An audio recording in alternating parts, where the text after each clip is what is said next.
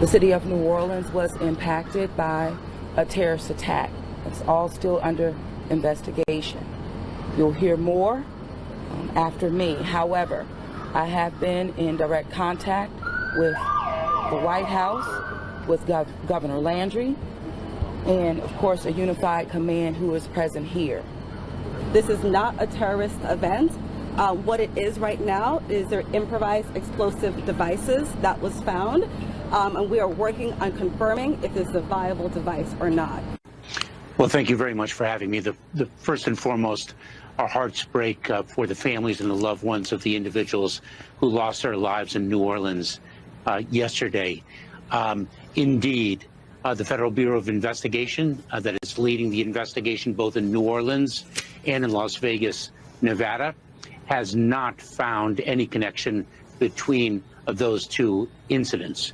The most important development in the yet still preliminary investigation in New Orleans is the FBI's reassessment that, in fact, this individual, born in the United States, a U.S. citizen, appears to have been acting alone and not in concert with other individuals.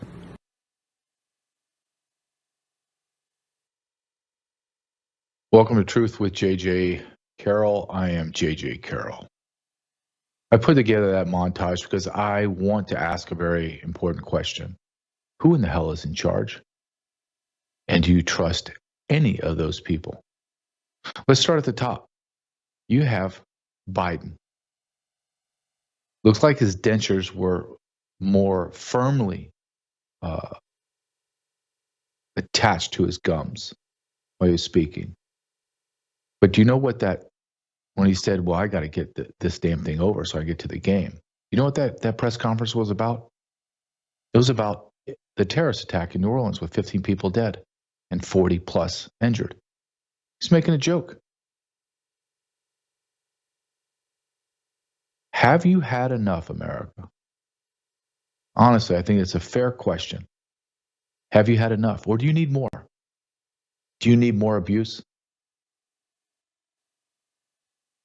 Then we see the CEO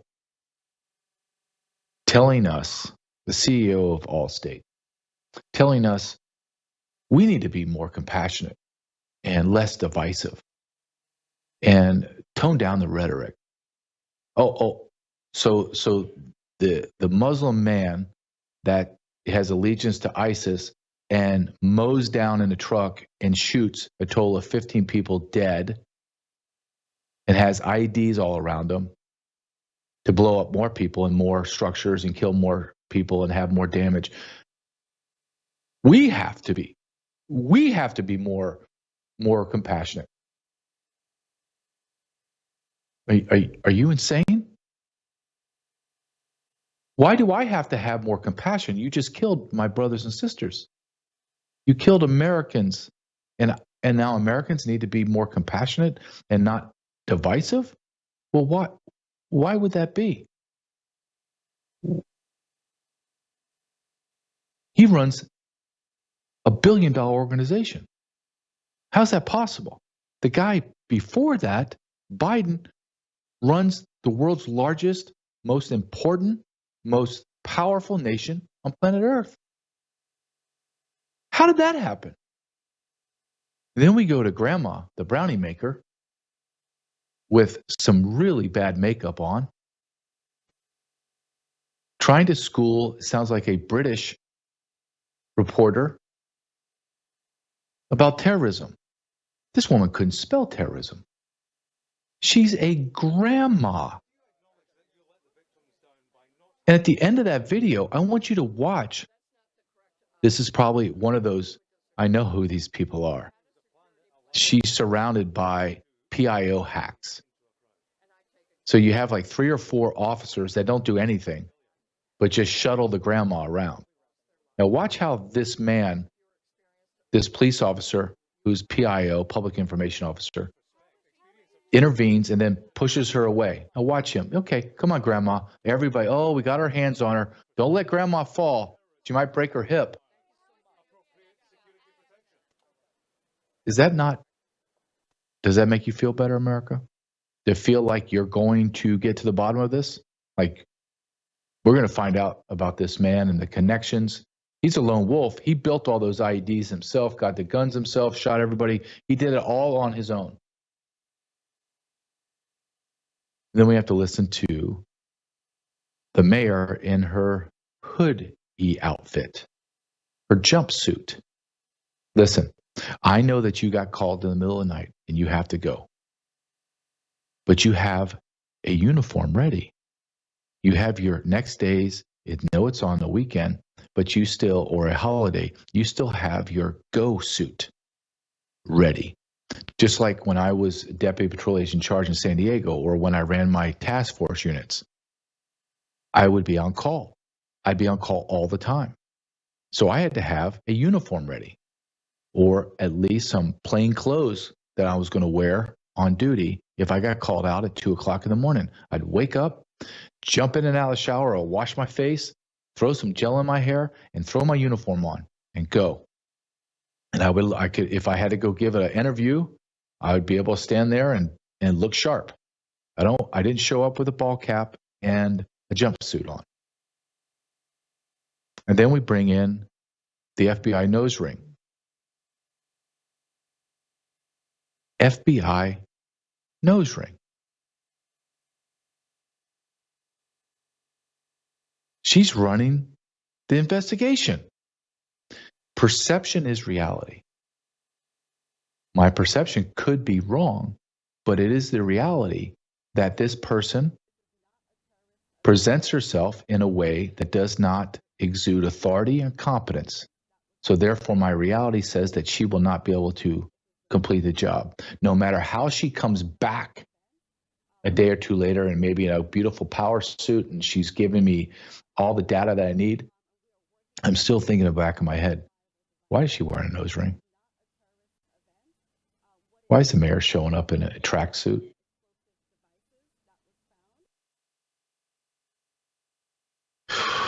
And then we end with the greatest threat to America is this little mousy man named Alejandro Mayorkas, or as all of his compatriots at HIAS, Hebrew immigration, blah, blah, blah. They like to call him Ali. So here's Ali, a naturalized citizen from the communist nation of Cuba that runs our DHS.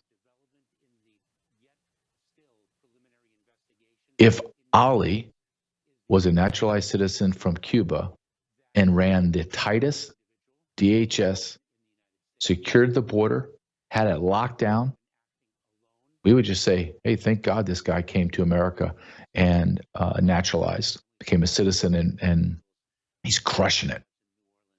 The border secure, I'd be his biggest cheerleader. But when you look at the border is completely wide open, 30 million people crossed the border in 4 years. This man facilitated all of it, oversaw all of it, funded all of it. And then you connect the dots, but this one dot of being a naturalized citizen from a communist nation, that's disturbing. How do communists destroy democracies? Do they really go head to head on military and kill you? And no. Who's going to fight America head on? Mutual destruction is the best you're going to get. The best you're going to get. So how do you do it? Well, you take your communist people and you put them in Western democracies, a Western republic. And then you kill that republic from the inside out.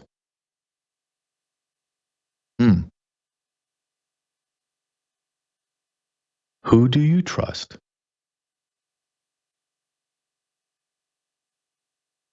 That's a fair question. Who do you trust anymore?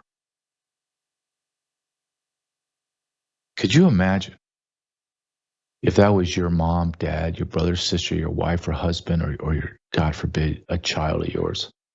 gets mowed down by Islamic radical for ISIS, and you have to sit here and listen to the President of the United States mock it, demean their death, weaken it, then you listen to a CEO of a major company in America talk to you about what you need to change, why you are divisive, why you've created this. Then you listen to a DEI mayor in a tracksuit. You look at another DEI hire that has a nose ring. You look at another DEI hire that is a grandma baking brownies and working in the yard, is now in charge of a metropolitan police force. Then you listen to Mayorkas and you ask yourself a very important question. Who's in charge? And then the follow-up is, who do you trust?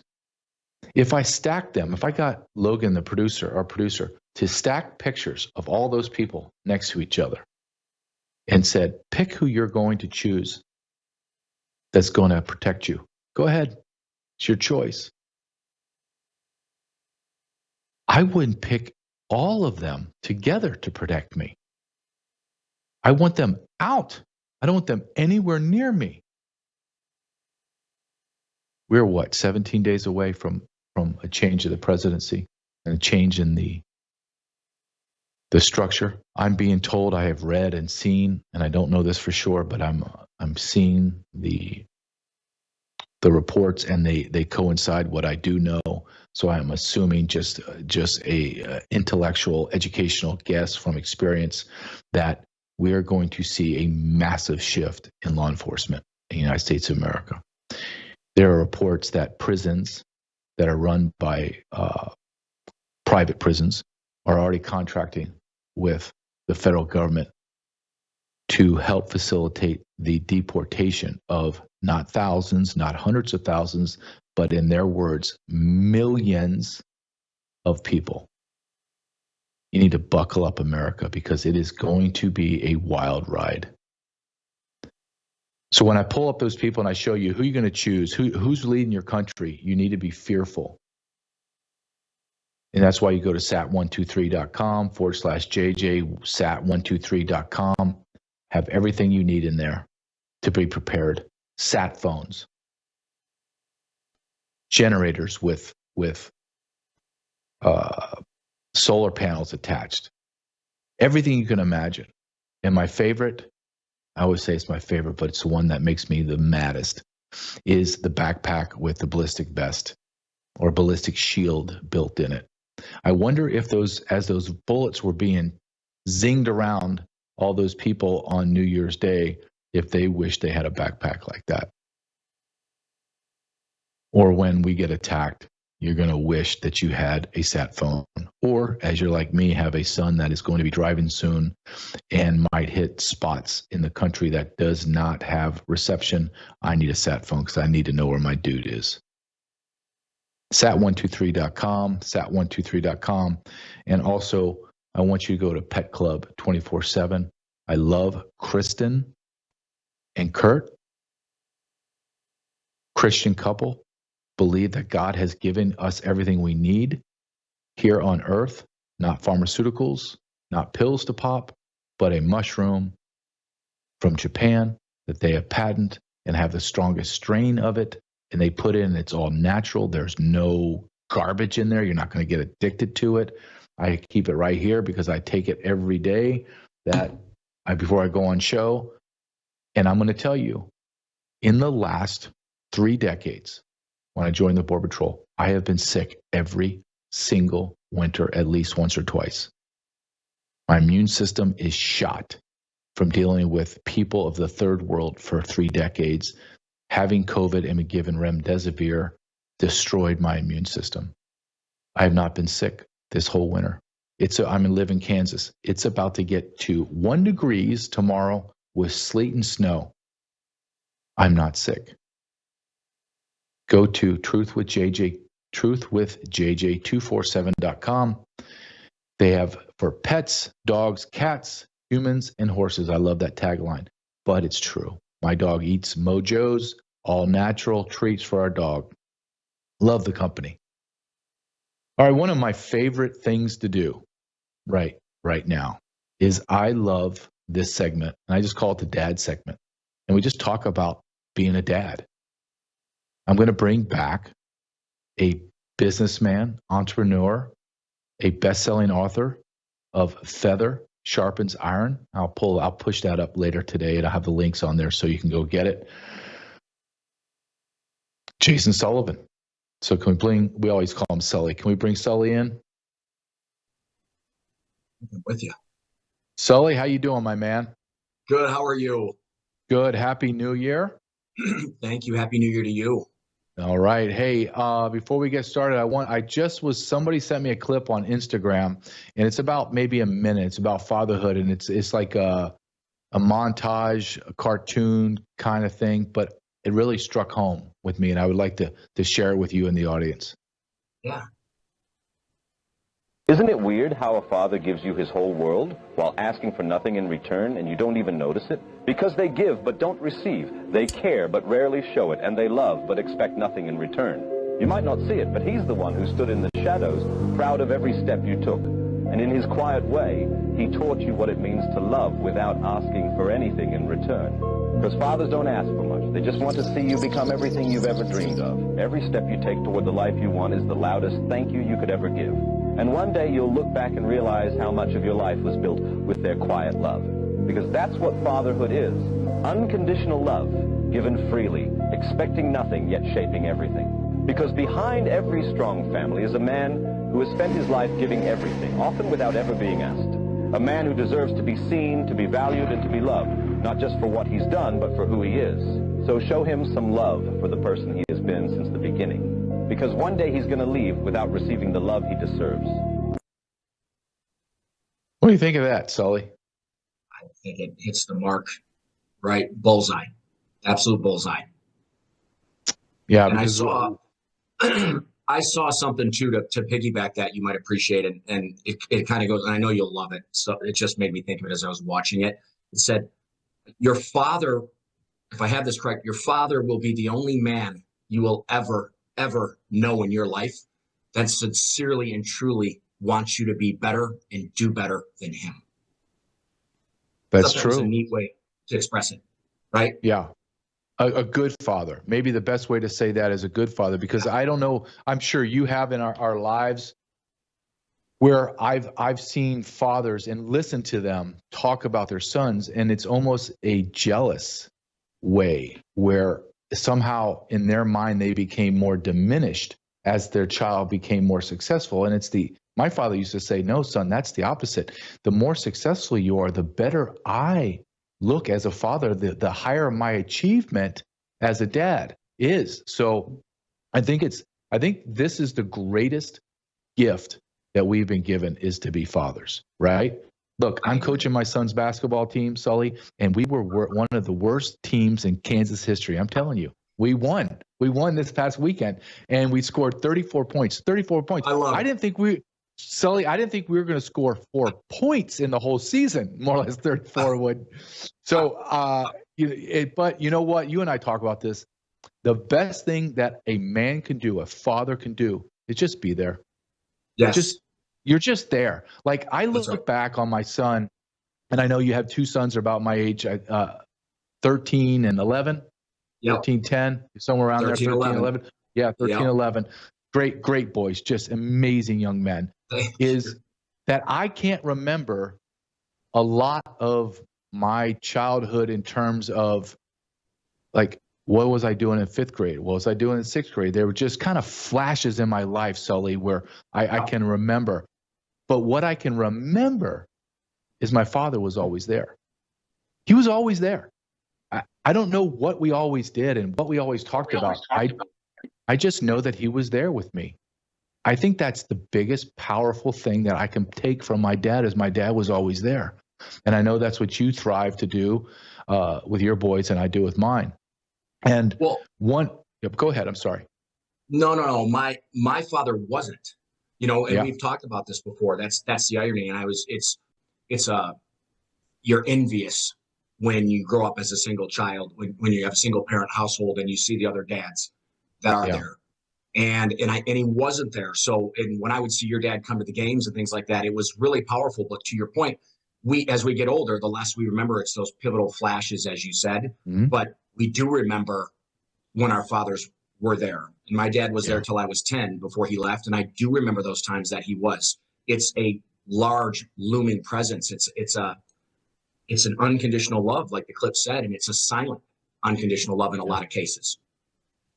Well, before you came on, you and I talked about, like I said, I texted you and said, hey, would you come on today and let's talk about this and the subject that I want to talk about. And because I think it's very important, I don't think it's just important. I think it is going to be the driving force of change in our world, good or bad, is the responsibility of a father. And and this could go to having daughters or sons. It doesn't matter. But you and I both have sons. So just throwing that out there. Is our responsibility as dads to provide the moral code, a strong moral code. Now, my moral code that I give my son is based not solely, but basically solely on Christian values, the 10 commandments God has laid down. They're not suggestions. There's not, I hope you follow. This is what you need to do. If you follow these, you stay in these guardrails of the 10 commandments, you don't covet, you don't steal, lie, you don't murder, you don't slander people, you don't cheat on your wife, you don't covet another man's wife, you don't all that. So if society did that, those 10 things, we would have no problems, right? There would be people getting married, staying married, being happy. So my responsibility is to pass on a very strong Christian moral code to my son, and that he has, so it's unmistakable, meaning my son knows I can't steal, I can't lie. When I get married, we're not going to cheat on my wife. I'm not going to cheat on some other man's wife. Right. I'm going to do business. I'm going to do business that is upright. I'm not going to steal money from anybody I work with, and I don't want that reciprocated back. But I want strong pillars, if you will, aligning his life, that son, you cannot go outside of these pillars, because when you do, your life's going to crumble. And here's the crazy part. You want to get back inside those pillars? Man, that's hard. Once you've been outside it and you've been corrupted by the world, how do you get back in? Now, I want to share this with my audience because I think this is important, because I think this has to be in the context of what you and I are describing. I'm very strong belief in God and believe that has to be a part. You don't share that with me.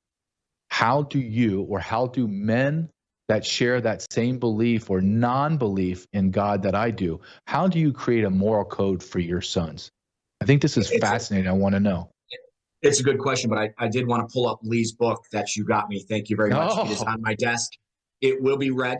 And I'm very interested in it, as I have been, because when you are someone who wasn't raised in a religious household, and my dad was raised Irish Catholic, and the nuns beat the shit out of him, and he left school at 13. He left home. My grandfather was really bad, not a good person, alcoholic. And so he didn't want anything to do with Catholicism, by extension, Christianity, just the church in general. And he married my mother when she was 20. She was a Lutheran, Southern Lutheran, her background, and she just kind of followed in suit as a young woman of the time, in love with her husband, who didn't want anything to do with it, and who said, listen, religion, it's just not something I want to raise the kids with. So I just was raised without it. There was always a healthy respect. I think there's a misnomer, especially with people who are very faithful, that people who aren't or haven't been raised somehow look down upon that or think that's a bad thing. I think it's wonderful. And you're one of dozens of good friends of mine who are very faithful, are significantly, seriously devout Christians. I love that.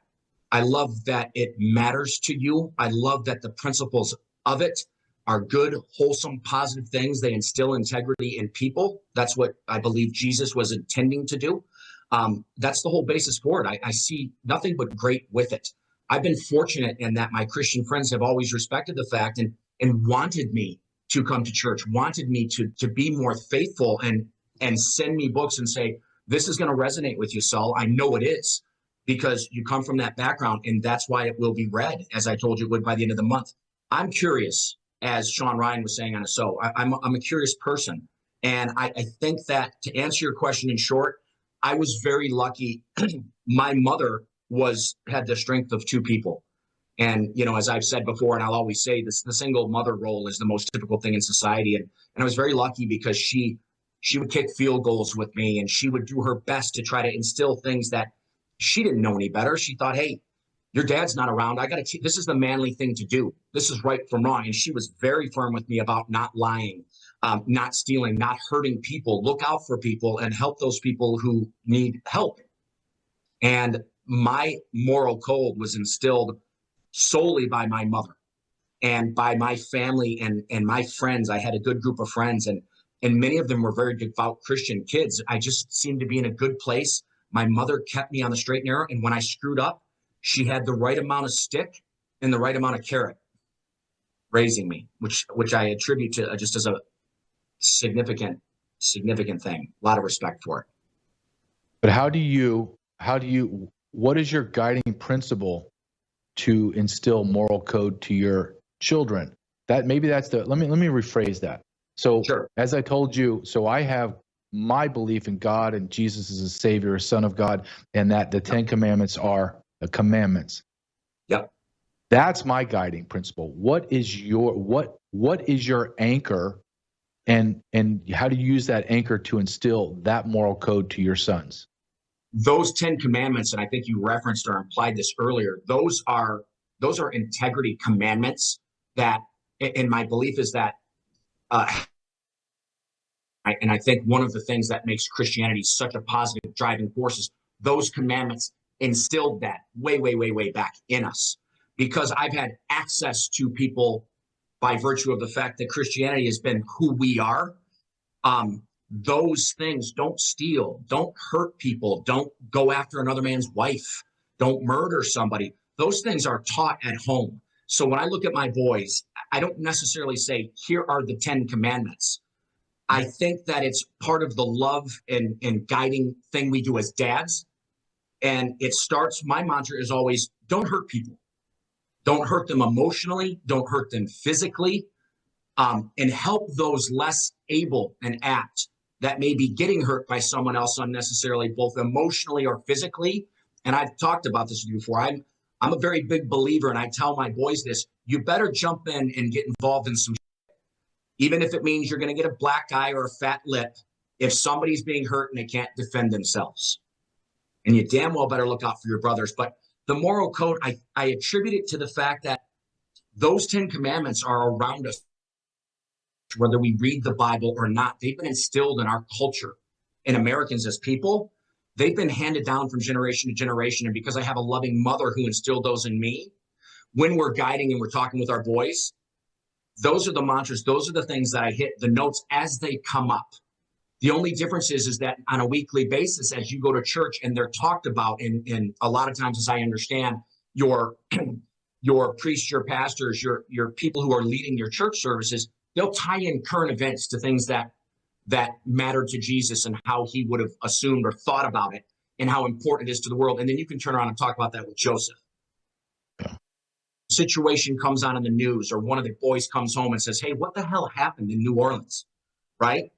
Then I can try to put that into words for them that aren't biblical. I don't have the Jesus name to put into it, but I can tell them about intellectually or academically how I understand it and what's right from wrong. I don't know if that's answering it. It's a little tougher when I'm on air, I think, than it was when I was reading it via text.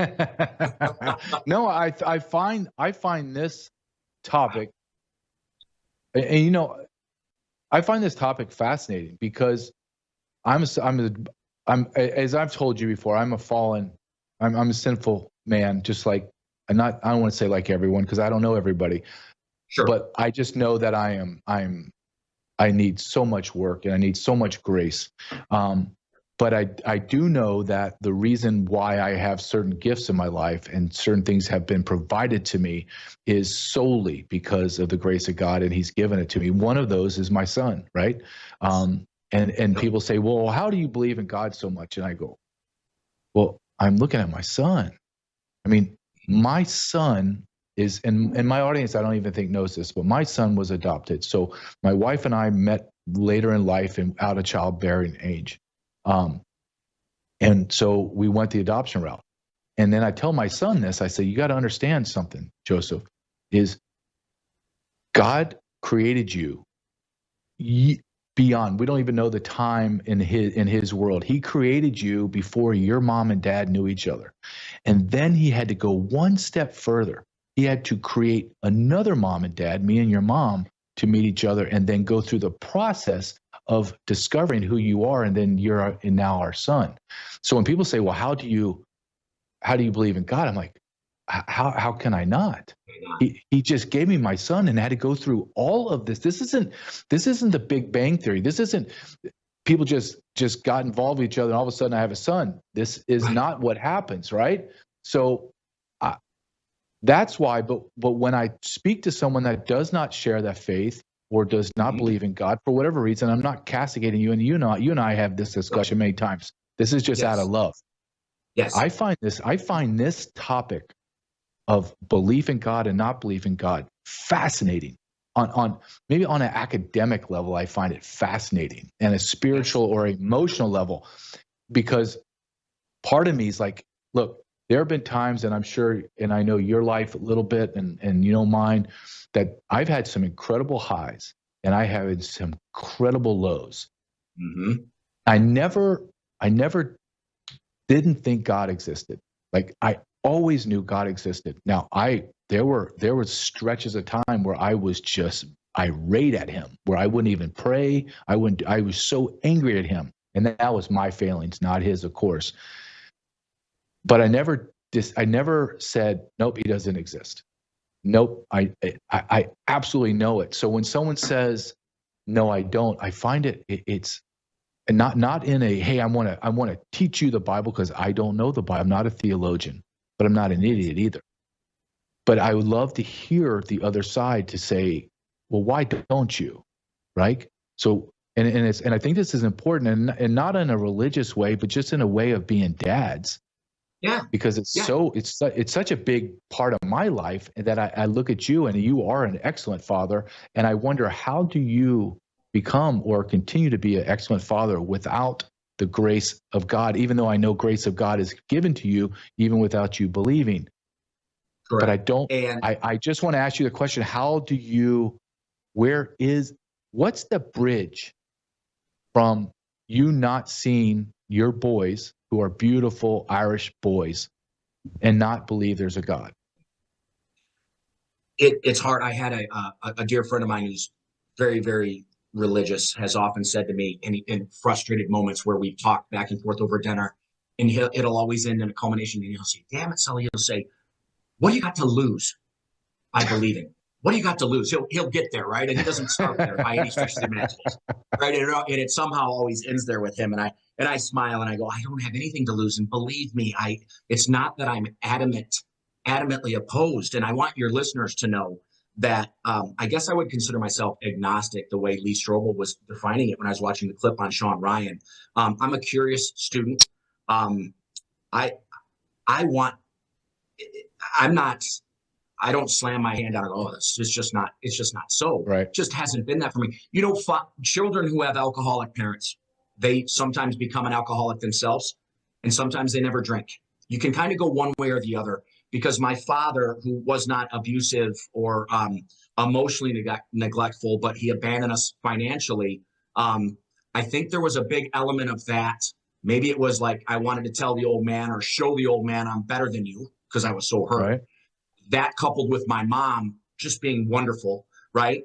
And she came from a matriarchy, and it just was a very strong matriarchy, and it's antithetical to a lot of the things we see today with the softening of us in America, which, you know, I agree with. I had a great mom, and I wanted to show my old man I'm better than you. I've got more integrity. I'm going to do the right thing. And by golly, when I have kids, I may screw up. I may not be the best husband in the world, but I'll never not try to be the best father I can be. I think that's the best way I can answer it. It's like I went the other way from what I saw. There was some spite. There's obviously beautiful guidance from my mom, right? Yeah. But it's fascinating to me. Yeah, this is an incredible topic. I love it. I could spend hours with you on it. when people say, Sully, so just so people have a context of what we're talking about with Lee Strobel. Lee Strobel wrote a book called The Case for Christ. And what this man, he was a Chicago Tribune, I believe it is, Chicago Tribune writer, like an investigative journalist. And his wife was an atheist or agnostic, and she found God and became a Christian. And he hated it. Like he's a movie about it. It's a best-selling book, about millions of copies sold. And he goes on this journey to disprove Christianity so he could jam it in his wife's face and say, you're a fool, you got hoodwinked. And on this journey, he discovers academically, like, of course, spiritually it happens, but academically and investigatively, he goes, oh my gosh, Jesus Christ is real, and I believe it. And it's fascinating when you read the book I remember reading it. It's over about 25 years ago, Sully, and I remember reading it going, I didn't even know this. Oh my gosh. And it's that powerful. And so I sent that to Sully and said, hey man, read it if you want. I just want to ask you to read one chapter and then you can throw it away. And then Sean Ryan from the Sean Ryan show interviewed Lee Strobel about 2 or 3 weeks ago, and it just popped up on his posting, and I sent it to Sully and said, hey, if anything, this will be fascinating just to listen to this guy talk. So that's the backstory between what Sully's showing that book. So, so as long as anybody's open-minded, I think it would be. You said something great, where Lee Strobel says to his wife, I'm going to slam this down your throat. I'm going to show you how wrong you are. And it applies so much to how I think we're unraveling in society, unfortunately, in that we have to somehow feel this need to prove someone else wrong, right? Or prove ourselves right. When what I always thought the tenets of Christianity, or what little I knew, was just love the neighbor, love your fellow person, give them some grace, right? And understand, as you said, none of us are perfect, and we're an emotional boiling pot right now. We're we're overheating. We're all pissed off. And to have to say, oh, you're religious, oh man, you don't know what you're talking about, that's a fairy tale, or man, you're going to hell, you are so ignorant, the fact that you don't have faith, you're misguided. It doesn't have to be, it's not an either or situation. I just wish that people could understand the respect that I have for Christian faith, for people who have any religious conviction, is you have something to teach your boys. You have a amplifier, right? You have an entire faith, belief, organizational structure, system that accompanies fathers to say, this is how a man and a woman, but we use the term man because we're talking about men and boys right now for the show, not to isolate female listeners, should behave. This is right, this is wrong. That's an amplifier. All that does is it positively reinforces what you're doing as a man, a good man, and a great father to Joseph, right? Well, yeah, I appreciate that. And I think you hit something on the head. We need to show each other grace. I really, really believe that, because when you look at some of the greatest, gosh, if you just look at the Bible, Paul, he butchered Christians. So God takes people that deny him, and then they somehow through grace come to, and I'm not saying that you have to do this. I'm just saying this is what happens, why grace is so important, because some of the greatest Christians in history denied God, denied him, and then saw the light, if you will, and became the greatest Christians, the greatest professors of faith. So I think that is, instead of pounding on people and say, you're going to hell, say, hey, here's a book. Why don't you read a chapter of it? And pray for the individual and offer that individual grace. I think that's missing. As you write in your book, Feather Sharpens Iron, our communicative skills are disappeared. Our ability to show grace, our ability to show empathy and compassion has lost our society. Our cultural norms are being destroyed.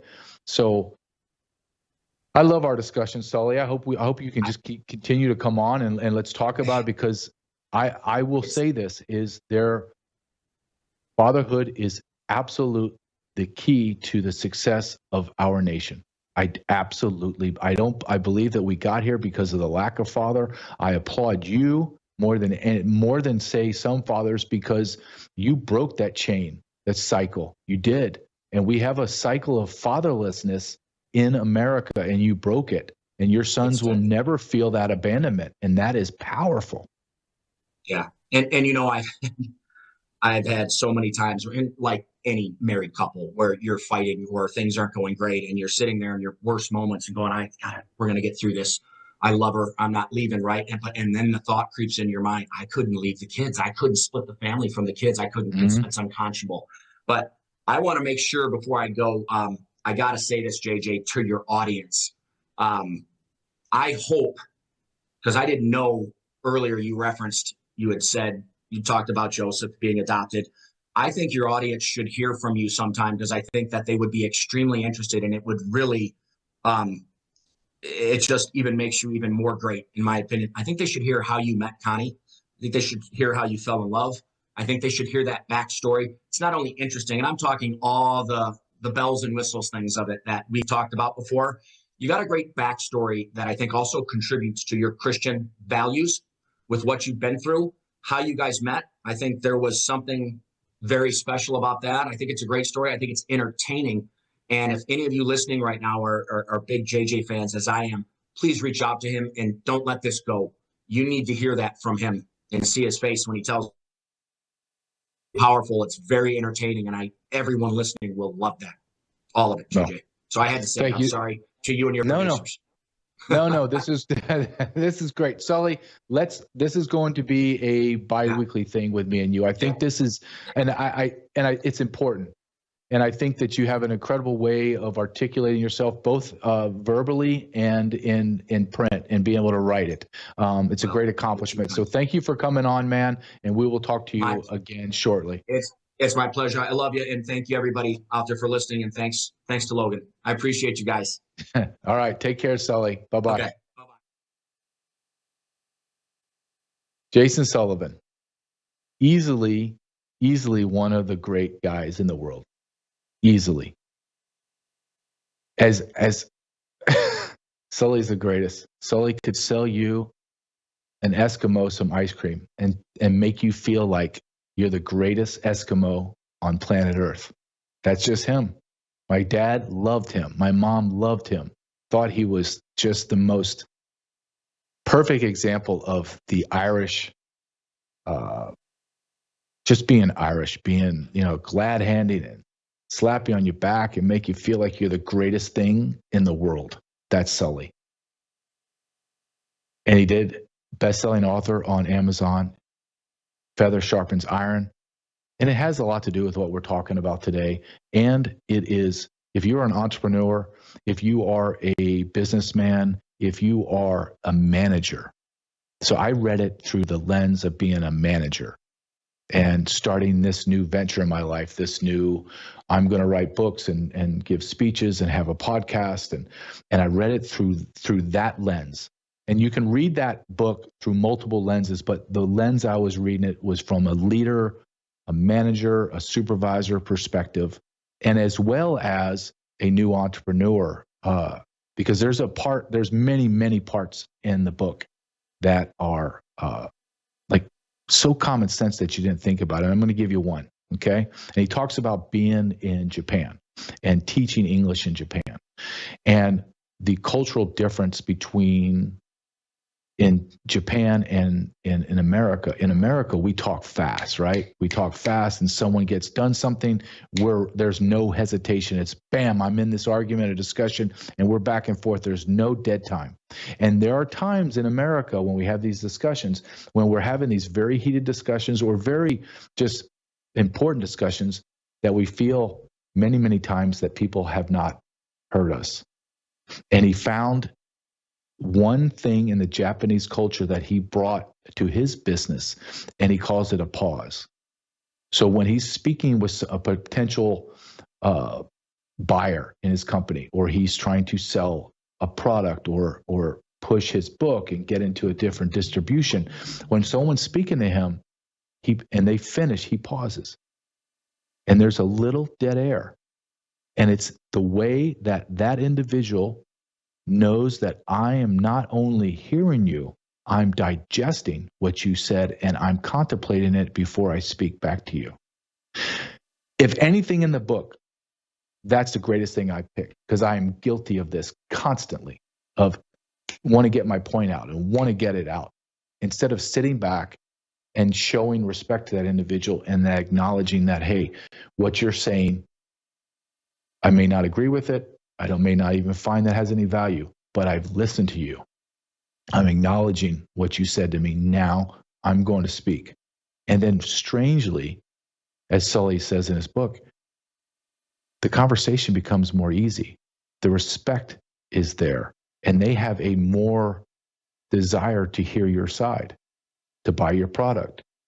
So go to Amazon, Feather Sharpens Iron. It's like anything I do. If I do training in my old job in law enforcement, or I go to a seminar, or I listen to somebody talk, my mindset is always this.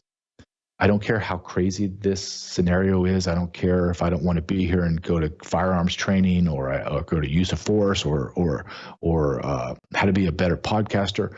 If I can find one thing out of an hour, 2 hours of training or seminar, one thing that I could put in my tool belt to become better at whatever, man, that's worth it. I mean, that's worth it.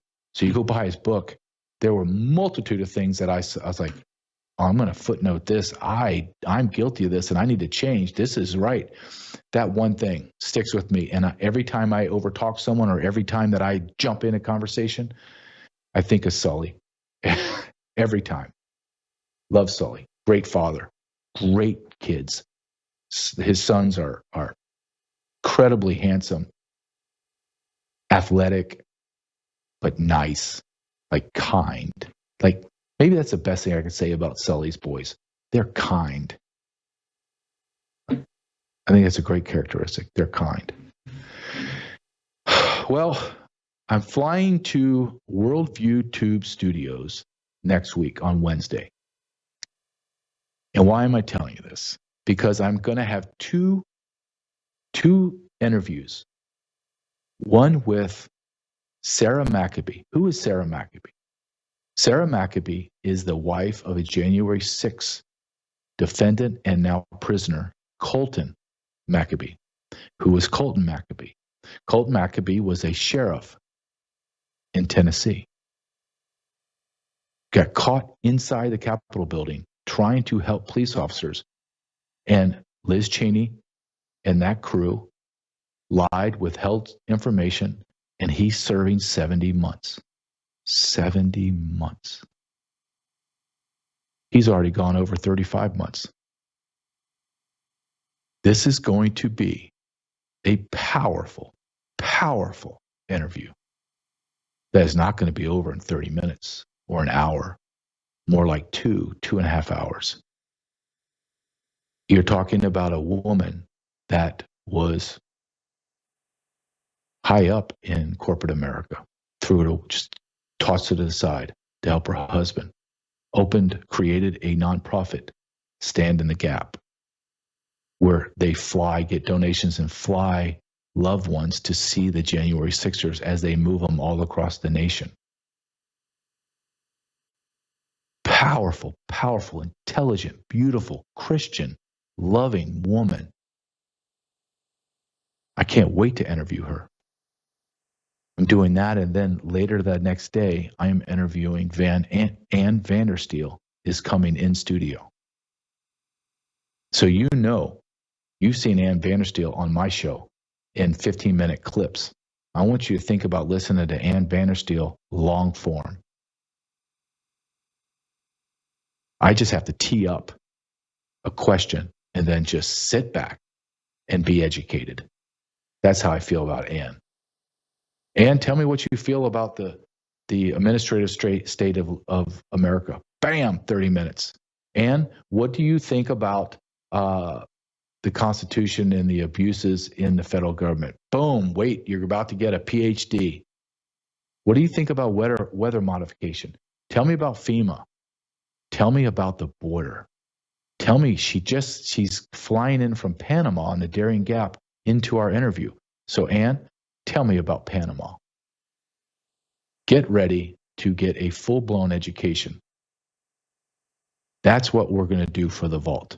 So if you can go to the vault, worldviewtube.com/JJ, and just go and click on join the vault. It's a red button. And I want to say thank you to Brandon House, too. Brandon and Worldview Tube, they see the importance of these interviews. It is not inexpensive to fly people, pick them up, put them in hotels, per diem, speaking fees, because no one can do things for free. That's not the way the world works. We all have mortgages and rents and kids in school and braces and you name it. So everything costs. Like I tell my son, time, talent, and treasure, one of the three, combination or all three, will be expended in life. Just depends on the situation. So Brandon House and Worldview Tube is spending the money, a lot of money, to be honest with you, to get these interviews and put them in the vault. We already have 2 in there. We're going to have 6 more in the next 2 months are going to be packed in there. And we're just lining up people that I think are incredibly intelligent, incredibly engaging, and incredibly entertaining. And that's my guide. Do I want to listen to these people? Yes, I do. Good. Let's interview them. Are they fine? Do I find them fascinating? Yes, I do. Let's interview them. So thanks, Brandon House. Thanks, Worldview Tube. So to support us and continue to do that, go to the vault. Show's almost over. I'm looking at my Logan puts a clock on for me. 5 minutes left. Holy smokes, that's fast. I can't even go through what I got left.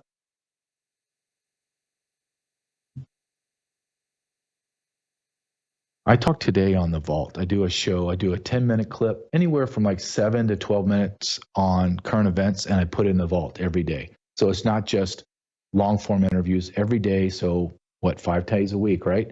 I put something in the vault about, like yesterday, it was about the New Orleans shooting. Today, it was about a great awakening.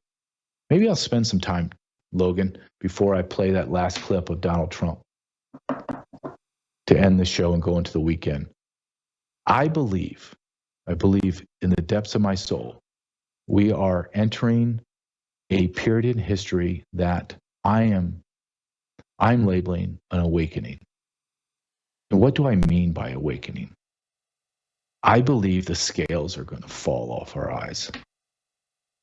And we are going to be privy to things that have happened in American history that are going to shock us, that are going to shake us to the core of our foundation and make us question everything. I really believe that. That is both exciting and terrifying.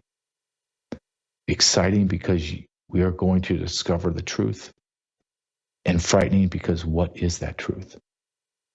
I was talking to Brandon the other day, and I said, do you know what's the right adjective I want to use? What is the most concerning to me is I am so resentful, and I am so angry, and I am so wanting change of what I know. But intellectually, I have to come to the conclusion that I don't even know the tip of the iceberg of everything that's happening.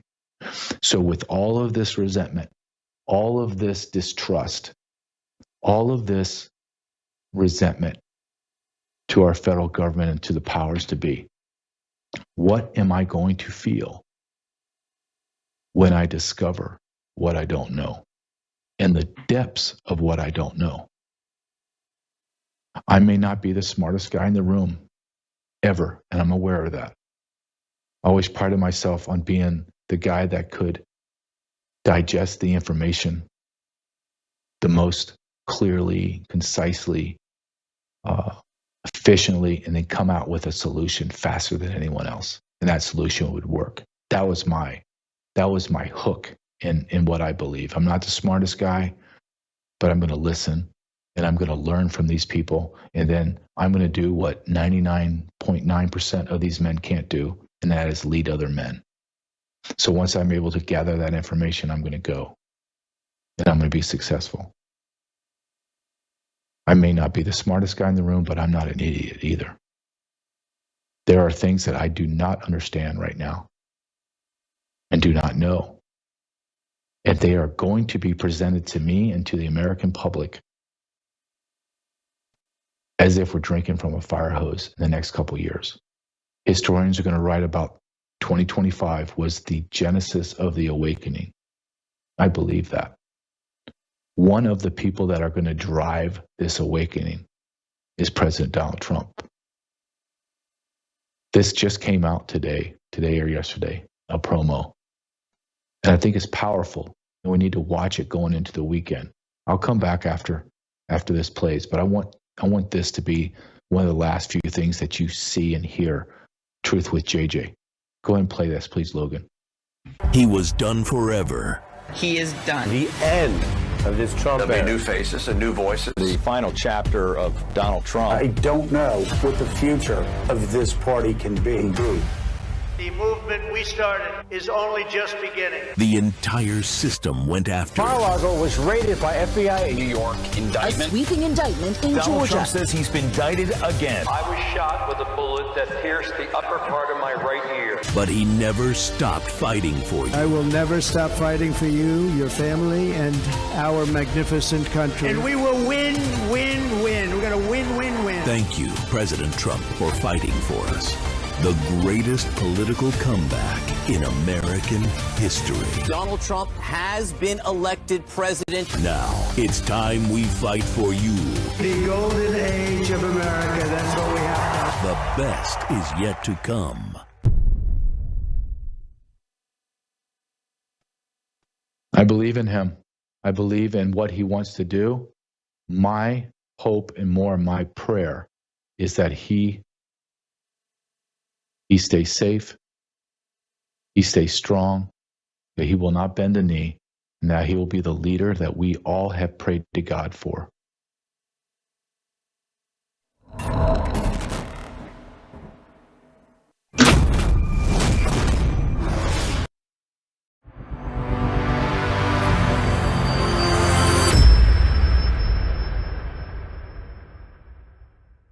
Welcome to Technocracy News with your host, Patrick Wood. My name is Logan House. It's the first show of 2025, Patrick. How are you doing? Here we are. I can't wait. It's going to be an exciting year. Yeah. And we've got all of our celebration behind us at this point. Right? So, hey, we got to bear down now. Yeah, it's already started off as a crazy year. I mean, the really first day, we've been multiple terrorist attacks and yes, it started off crazy. So I'll tell you what, so sad. I was so saddened by the terror attack, and especially in New Orleans. Those people obviously they were there to party, right? Yeah. They had no clue that this would happen, and you know, when it hits America, this was a microcosm of what happened in Israel several months ago. With their terror attack, it just came out of the blue. Boom, there it was, and you know, we had only 12 people killed in New Orleans, another 35 in the hospital. But you know, this is unacceptable on so many levels. But we also know that this is the product of the immigration especially from our southern border. What we wouldn't expect anything different at this point. You know, we have to accept this as our reality right now, because they've foisted this on us, and here we are. Yeah, it's so sad. And I mean, we've been talking about this happening, these things happening for the past year or more. Yes, with all the border being open and all these people coming in. I mean, yes. Well, we're going to talk today. That might take up all of the show. Is your forecast for 2025? Yes. On your Substack. Some people look forward to my forecast. I I am a trend forecaster all the way. That's Technocracy News and Trends, not just technocracy.news, but trends is a big thing. And I look forward myself personally to doing this every year. Last year's forecast, I pretty much hit it on the head, I think, when the Trilateral Commission talked about year one in 2023 of the New World Order. That set a flag for me, basically, that they think now that finally their New World Order has arrived. And we see the signs of this all over the place now. This last year was the year two of the AI revolution. That's coincident with the New World Order, year two. The financial collapse, we saw massive amounts of wealth transferred into the billionaire class coffers, right? Yep. Interestingly, I saw a story that said since the election, Elon Musk's fortune has increased by 200%, or 100% rather, to $400 billion. That's incredible. Just since the election itself. Wow. You can see where this is headed. Yeah. Who's going to get rich off this whole thing? People like Elon Musk. He might be the first trillionaire at this point. Some people are predicting that. Then I also talked about last time about the collapse of reality, and we've seen this everywhere. You remember that poor 14-year-old black kid who committed suicide because he bonded with a chatbot who became real to him. Somebody who was paying attention to him and giving him kudos and stroking him, whatever. And this chatbot just totally took him over the edge to commit suicide. This is the risk. This is going to be going forward. This is going to be the risk of AI, where people no longer will be able to tell the difference between reality and a simulacrum. Yeah. Very, very disturbing for sure. Well, in any case, I went on now to talk about what are we looking at in 2025? Well, this is year three of the New World Order. This was started in the 1970s, early on, and this was originally the new international economic order that the Trilateral Commission talked about all over the place. It was all over the literature. The United Nations adopted the same thing with Resolution 3201 and 3202 in 1974, talking about the establishment of the new international economic order. Here it is. And so this is year three, and these people now they've figured they've got it in hand. And it's being executed right now. Their target is going to be apparently now 2030, and all these things are going to happen between now and then. They think. Yeah. We'll see about that, but who knows? The AI revolution is just getting started. This is going to be the year where AI gets entrenched in everything from top to bottom, from government all the way down to business, corporations, to people interacting with it, all with their smartphones and their computers, etc. AI is going to be everywhere you look. And worse, at this point, they're on the verge of achieving artificial general intelligence, that's AGI.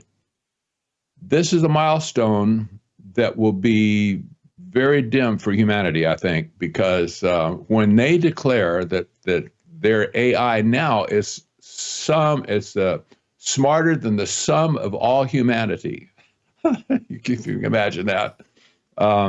This is not going to be a good thing. It's not going to be smarter than everybody, but nevertheless, they think now at this point they can use AI to basically control society top to bottom. Yeah. So it may be that OpenAI is going to be the one to achieve it. Sam Altman at this point has said he thinks they've achieved AGI. I doubt it, but nevertheless, he's the guy that runs OpenAI, and he's been a promoter along the way, so he's going to jump the gun